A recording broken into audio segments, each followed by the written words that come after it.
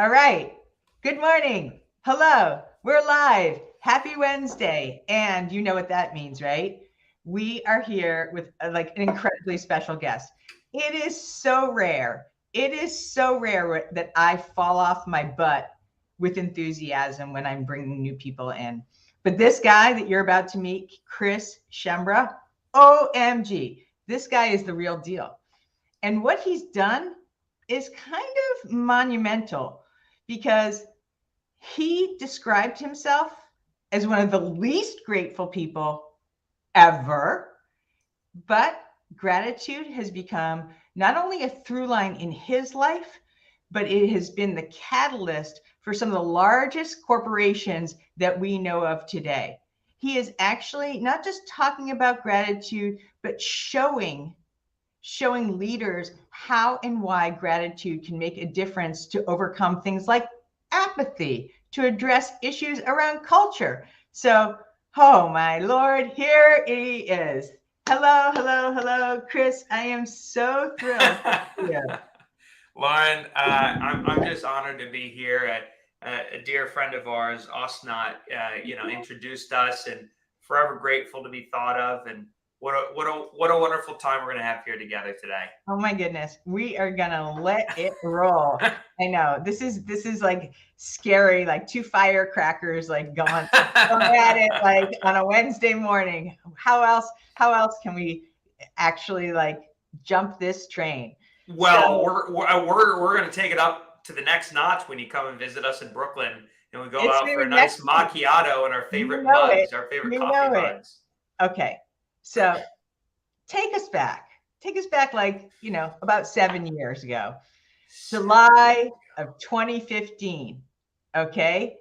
Because what I said, I know to be true, right? Everything, what they say, like it looks good on the outside, right? Everything is like sparkly and shiny. And tell us the real deal. Tell us about what was really going on for you, because this could be not only anybody who's listening, but people that are going to be able to identify who are going to see this on replay or whatever. So bring us to that point. Yeah, great question and great starting point. Good morning. It might be good evening to some of you out there. I've gotten some messages from folks in different countries. So glad that you're tuning in live, and your loyal listeners to Lauren. What a great platform that you've supported her in creating. I imagine a lot of you can relate to this story, and it's why it's a story I always like to tell. If you looked at my life about 7 years ago, you would have seen, pretty similar looking dude. Chris. I wasn't Chris from Brooklyn. I was Chris living in New York City. I was running a company in the theater industry alongside a great man by the name of Tony Lobianco. And life was good on paper. Had a great job. Had a nice family. Had good friends. Industry accolades. Raising money for charity. It was a life worth writing home about. And as so many of you know, you can have the most perfect life on the outside. Perfect marriage, perfect kids, perfect house, perfect home. But you could feel completely different on the inside. And that's what really happened to me 7 years ago. I woke up one day and realized this ain't it.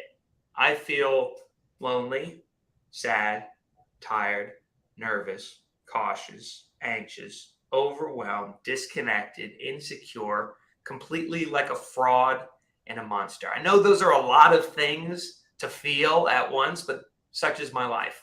And I'm the guy that's always had a history of non-suicidal self-injury, depression, general anxiety, jail, rehab, all those kind of things on the resume.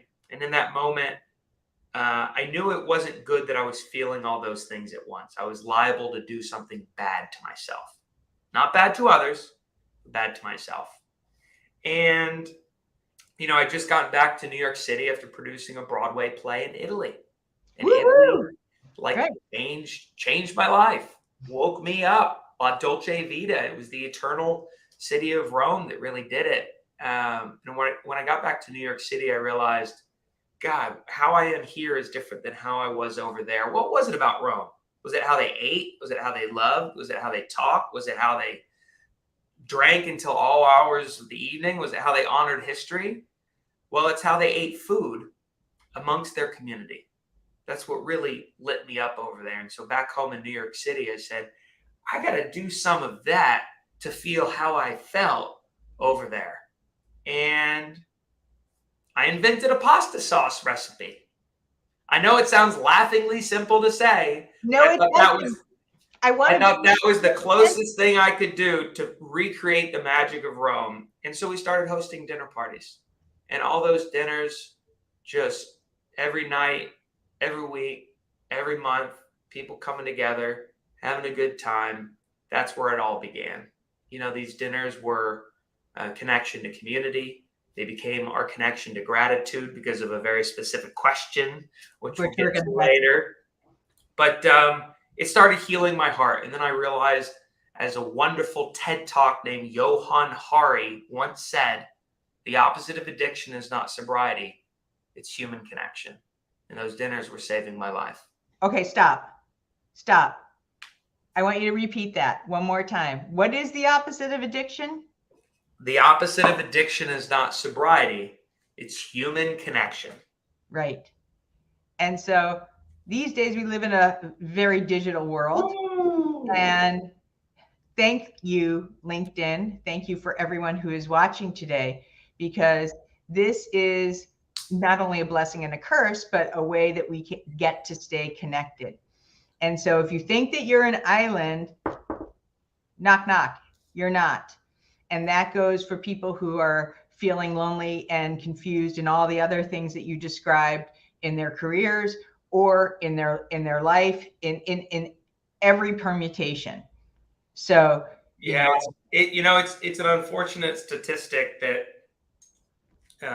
the Surgeon General of the United States, Vivek H. Murthy, put out a research study a couple years ago showing that over 50% of the American workforce reports being lonely on a consistent basis. And they found that loneliness is equivalent to the reduction of lifespan of smoking 15 cigarettes per day, 7 years off your life. So this idea that this feeling that you're probably sitting with right here in your heart, if you're watching this, that loneliness on the inside, it's killing us on a daily basis. It kills, and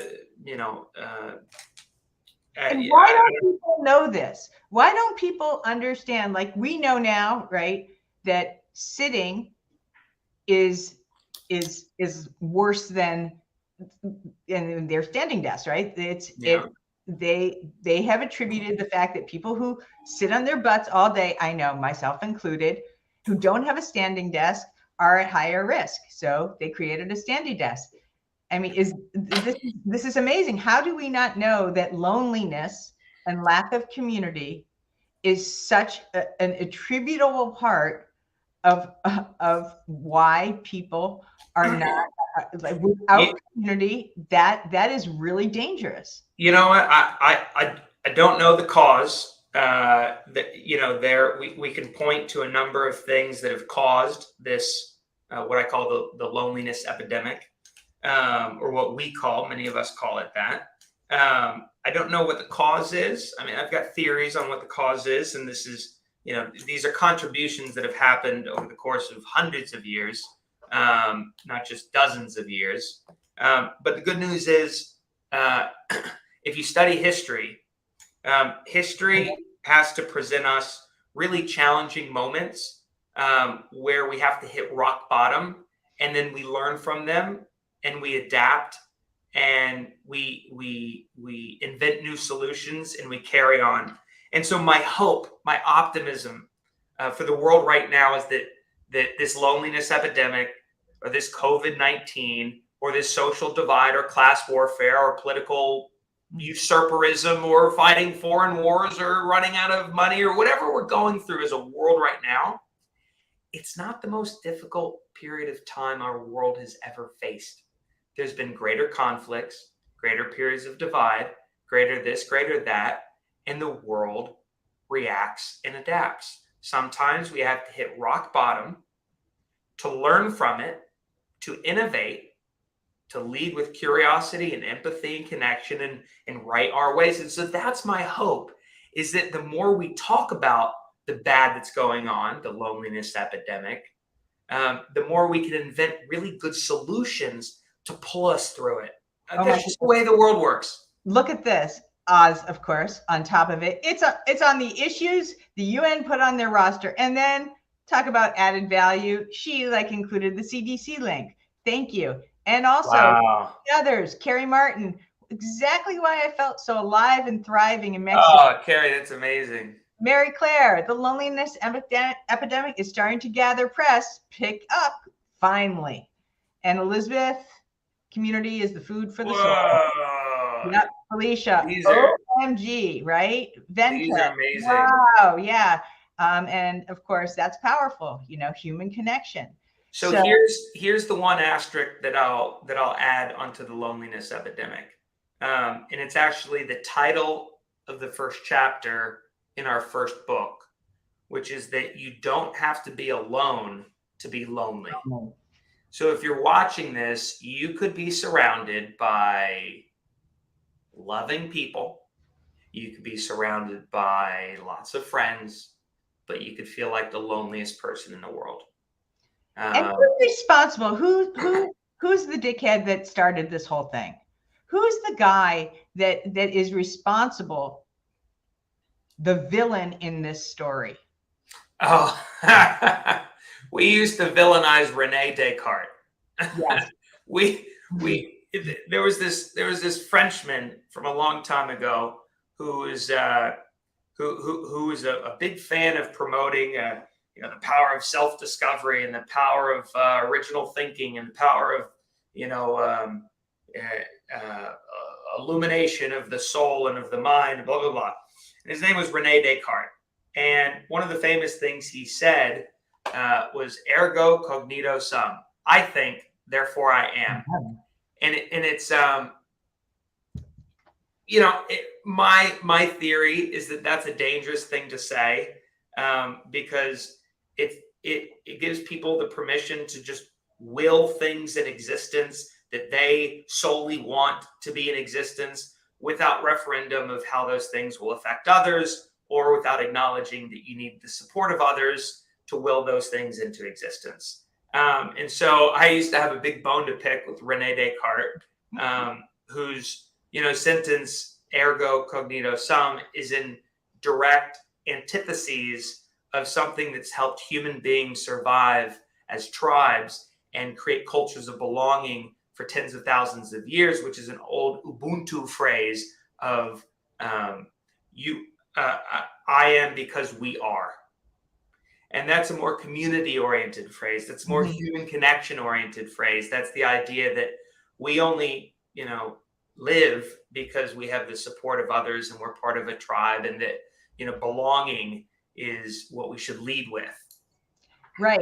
And so with that being said, you've also shared that we're in this community, we're all susceptible to picking up a plague. Yeah. Right? What's the plague? What's the plague? How am I going to catch it? How am I going to catch it?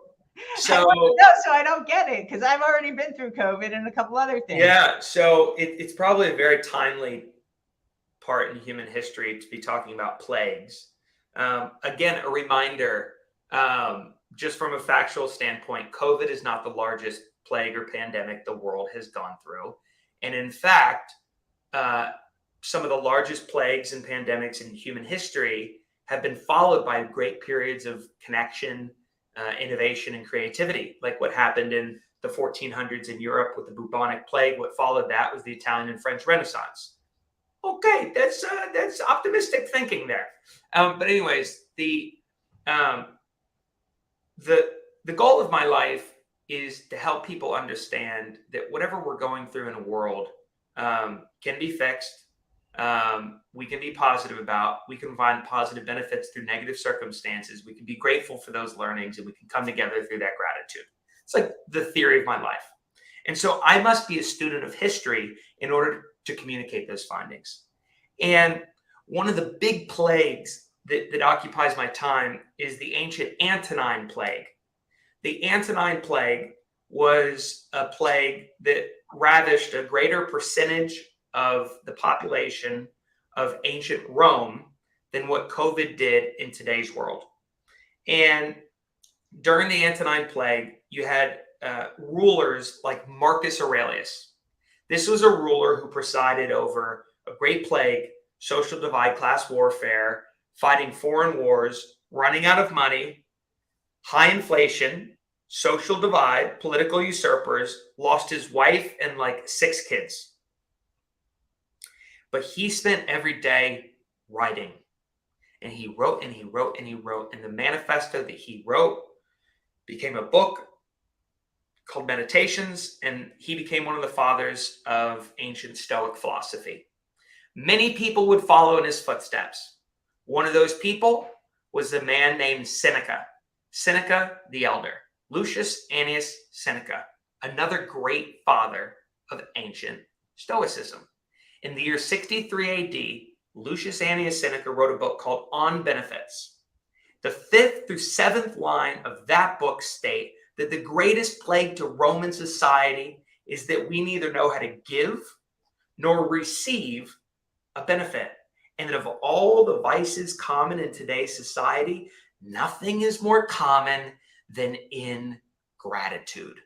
Ingratitude, which is the term that quite simply represents a lack of gratitude. He believed that all the thieveries and homicides and tyrants and adulterers and ravishers, of which there was no worse person in the world, was all a product of ingratitude. He believed that there's nothing worse than the ungrateful man.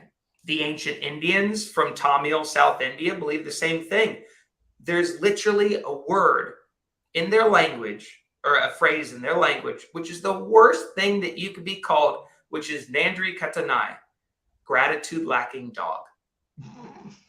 Right? Okay. So I'm just curious, like, here you are, you're like experiencing somebody who is a gratitude lacking dog. Yeah. Okay. Maybe I run across this person. Maybe it's happening in my workplace. Maybe I'm pissed off because I've been ghosted by God knows who through the interview process.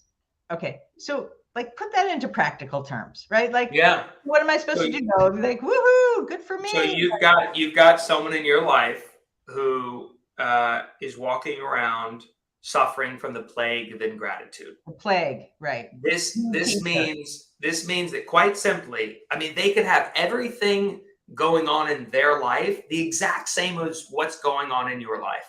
So first of all, you have to have empathy for this person. Their life could look exactly like your life, except you come towards life with a different perspective, right? We have a choice when we wake up in the morning. We can either wake up appreciating the good, or we can wake up dwelling on the negative. Sometimes that difference between gratitude and ingratitude is just a slight shift in perspective. So first of all, you have to empathize with this person, this entitled, narcissistic, can't appreciate nothing, always finding the bad in everything person. Right. That's me on a very frequent basis. And it's probably a lot of you. If I had to actually ask you, do you wake up and dwell on the negative or appreciate the overwhelming good on a daily basis? You probably dwell on the negative a lot more than you reinforce the positive. That's called a negative memory bias. Science shows that occupies our memory a lot more than a positive thought, unfortunately. But ingratitude is operating through the lens of fear, anxiety, control.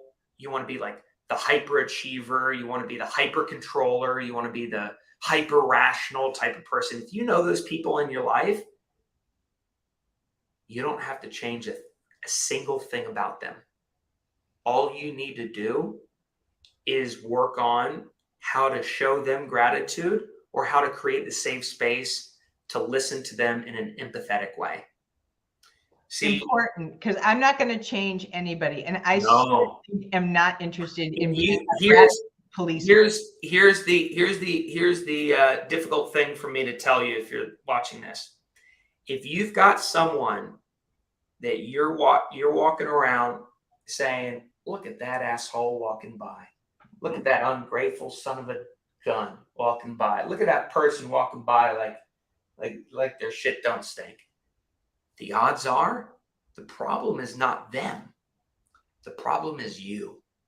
Right. In order to see the change you want to see in others, first you have to make the change within yourself. Gandhi. Yes. You must ask yourself,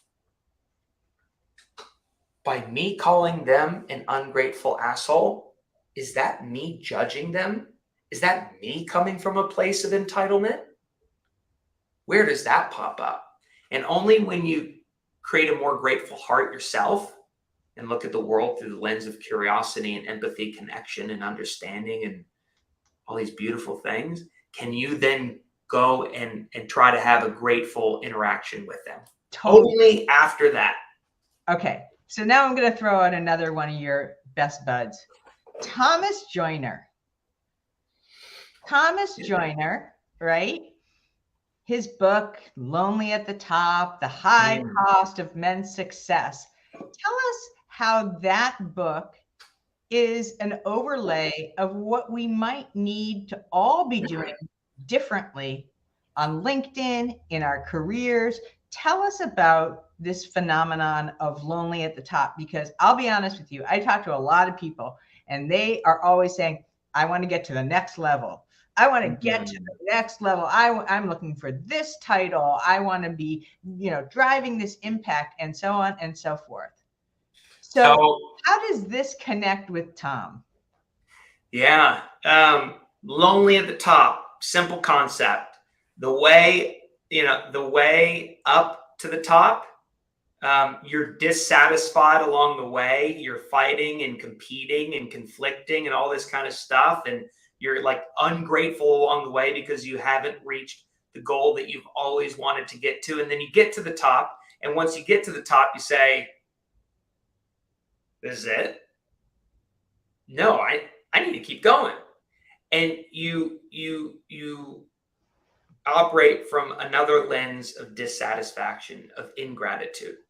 See, I believe that human beings have an immense feeling of dissatisfaction, an immense sense of ingratitude when they get to the top because of three ways. When they get to the top, they either judge themselves, saying it was a fluke that I even got here. It was a one-off success. I don't deserve this. I didn't do anything worth succeeding.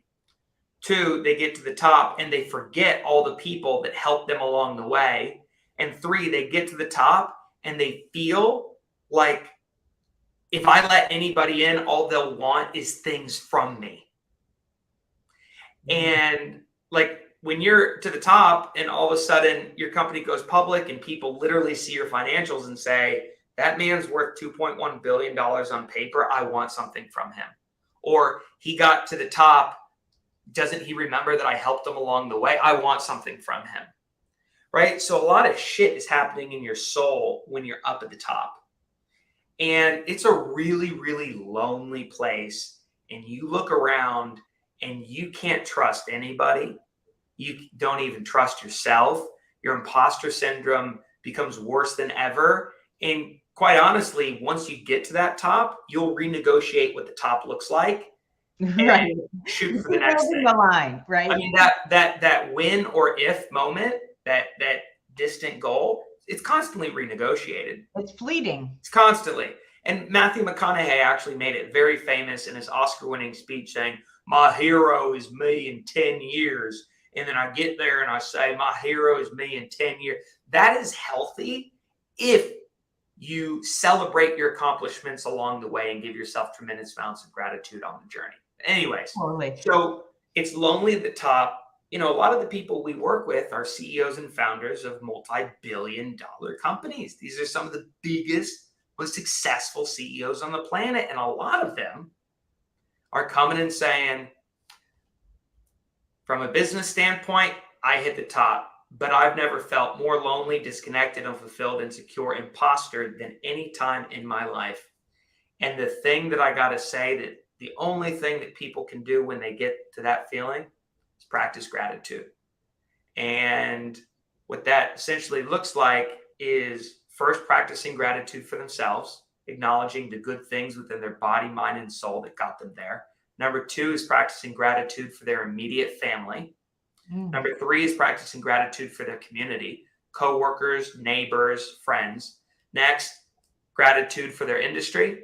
Next, gratitude for humanity. Next. So it's these like ever expanding concentric circles of gratitude where you got to start with the basics. 3 things that you're grateful for within yourself.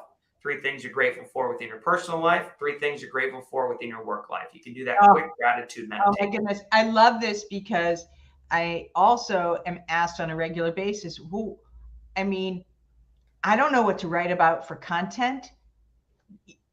You can go through each of these circles and just literally give back in such small ways and such meaningful ways.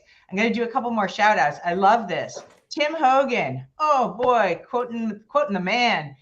He not busy being born is busy dying. Thank you. A quote from Bob. Tim, the truth is, the ancient Stoics had a phrase called memento mori. It was a meditation. They meditated on the concept of death on a frequent basis as to not fear death. And Oliver Burkeman, who's a great modern Stoic who wrote the book 4,000 Weeks, Time Management for Mortals, he writes about how we are always dying. Totally. This is great. And it's his protection against busyness. So a couple other quotes. You can't scale your business/career unless you scale yourself first. Thank you, Vaughn. Yeah. One of my favorite, one of my favorite quotes from one of my mentors, Dave Lindsay, is that businesses don't grow, people do. That's right. And he built a multi-billion-dollar company. It's all about investing in your people. Mimi Carter. Yourself. Lauren, your recommendation of the book, The Gap and the Gain, is so incredibly helpful in training one how to move away from the mindset of always wanting more and not happy with what you have. Amen, sister. Did we talk about that? Is that the forward versus reverse gap? Did we talk about that? No, we didn't. It's Dr. Benjamin Hardy's book called The Gap and the Gain. So, I'll make sure you get it. Yeah. I need to read that. Another person that talks about that is a guy named Dan Sullivan. Oh yeah, they wrote it together. They wrote that book together. Okay, the forward gap versus the reverse gap. Yeah, Gratitude is the tool to get us into the reverse gap, which is to appreciate the benefits we've received from others in our past. Because the past is a safe space. It's already happened. We can derive positive benefits from it. Ooh, that's good. And then Rushab, everyone is searching for fulfillment. Amen. Gratitude is absolutely key to helping us get there. Rushab, what I'd say to that is look up Marty Seligman, who's the founder of Positive Psychology. He does a whole thing about positive psychology micro interventions and how gratitude lays under his value of transcendence. And look up what he has to say about gratitude under the lens of transcendence and how it is actually, from an evidence-based perspective, the best positive psychology micro intervention to have a lasting and positive impact is a gratitude intervention. You would love that one. Oh my God. I could like talk to you all day. All right. I want you to share this because we're getting close to the end here. And this is the signature question that you ask all these leaders, whether they are billion-dollar companies or small, medium size. It's also the signature question that is at all of your 747 events, right? So Chris hosts these dinner party events, Chris and his company. Well, used to. Yes. But regardless, this question is a constant. Yeah. So you can put the answer in the chat or you can ruminate on it. Let me know, let Chris know. But I really want you to think about this because this is a zinger. All right. Drum roll, please. Chris Shembra, what is the signature question that you ask no matter what, no matter when you are working with people? Well, folks, I want you to do a deep inquiry of the thought and ask yourself, what is one person in your life that you don't give enough credit or thanks to? If you could give credit or thanks to one person in your life that you don't give enough credit or thanks to, that you've never thought to thank, now who would that be? Did this person have a positive impact? Does this person have a negative impact? Is this person from deep in your past? Is this person from right here in the present? Is this person someone you've never met? Is this person someone you live with every day? Think about what this person's meant to you. What have they sacrificed for you?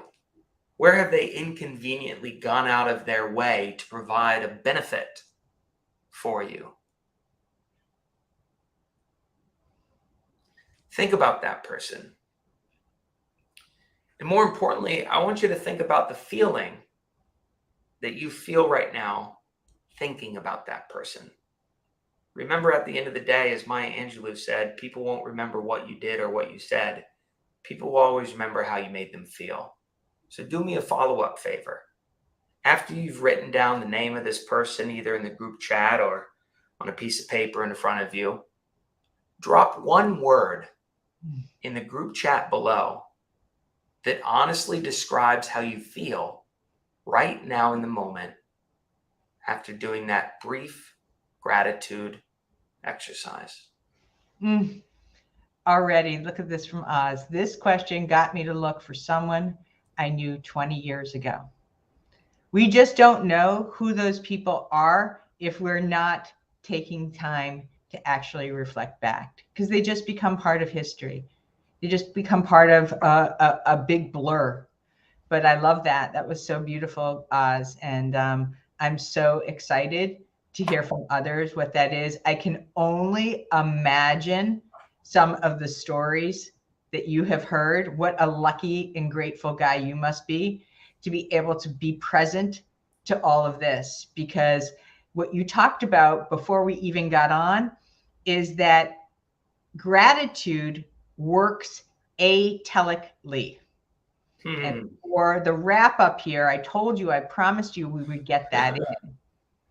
What does that mean when I say gratitude is an atelic phenomenon or atelic movement?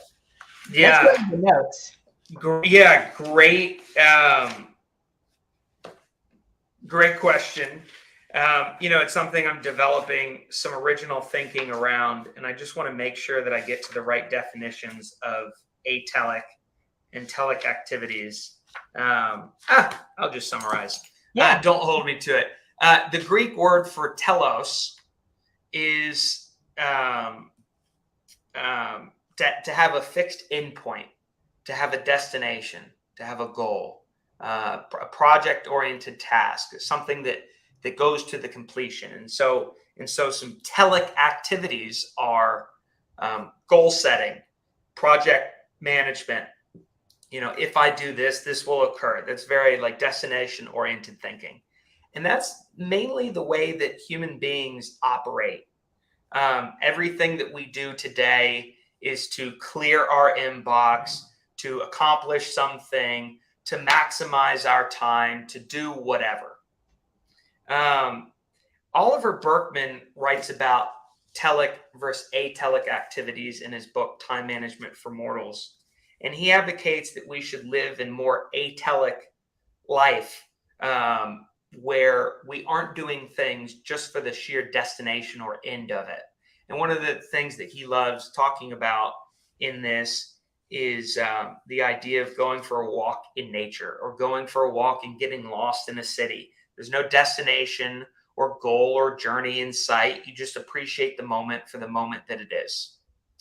And how that relates to gratitude is that most people throughout the history of humanity have thought of gratitude, especially with the modern self-help industry is promoting, is gratitude as this thing that you develop a habit or a routine or a goal, or, hey, you better wake up and write the 3 things you're grateful for and then put it in your journal and then put it in your bedside. Like there's an end, there's a goal, there's a checkbox, there's a routine around that. And to me, when you make something that's really magical, like gratitude, routine oriented, you lose its magic over you and then it becomes a chore, something just to do. That's a very telic activity. So I believe that gratitude should be more of an atelic activity. Do it for the sake of doing it. When you're walking around and you're feeling authentic moment of gratitude in the present and you're consciously aware of that amazing, connected, empathetic feeling, go out and do something about it, but only when you feel it. Don't make a routine or a habit out of it. And if you could just walk around the earth and when the moment strikes, you pick up your phone and you share a message of gratitude to someone, or you go and you spend quality time with someone that you're grateful for, that is an example of an atelic activity, doing it for the sake of doing it with no end or goal or destination in sight. That is gratitude. Yay. And so, t-shirt. But make sure to do your gratitude, by the way, in the language the recipient likes to receive it, and not the language that's most convenient for you to give it. Not all gratitude given is gratitude heard. So with that said, this is Wednesday. It's right before the holidays, right? Or the holiday or all that's coming up. Yeah, of course, it's an easy time with cards and this and that, but I challenge you to practice this and to do it not as an event, to just bring it in for no reason whatsoever, right? You do not need a reason necessarily to go and be grateful. And so I am thank you for this introduction. I am so grateful for you for facilitating. Chris Shembra, I just have this crazy feeling like I'm going to be like, your number 1 or number 2 fan for a very, very, very, very long time. I applaud what you're doing. I applaud that you created this out of nothing.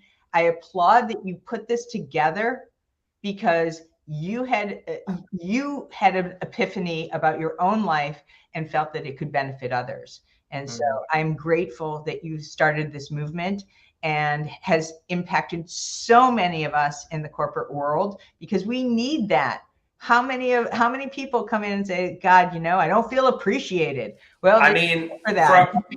from a data perspective, I mean, you're right on point. The virtual gratitude experiences that we produce for companies, we actually take data on the front end and then take data on the back end. On the front end, on a scale of 1 to 5, 1 being very negative, 5 being very positive, the average person, human being within corporate America that comes to our virtual gratitude experiences with their teams, they start at a 2.79. So slightly less than neutral. Neutral would be a 3. The average human being in corporate America is feeling more negative than positive on a recurring basis. We've got the data across tens of thousands of attendees to prove it. We need to work on that. Yes. Although what's great is when you see like even just so this whole week we're producing, I mean, we're doing 2 and 3 virtual gratitude experiences per day this entire week. Yesterday's experience, one of yesterday's experiences with one company, which was with a very senior team at one of the biggest, most recognizable companies in the world. That's all I can say. Something massively negative just happened in their world on Monday. I can't give away more details, but one would assume that the chief communications officer and their team that's dealing with the fallout of how to communicate this horrid thing that just happened with their company on a Monday, and then coming to a virtual gratitude experience on a Tuesday, would come in feeling the most negative of any team that's ever come to a virtual gratitude experience.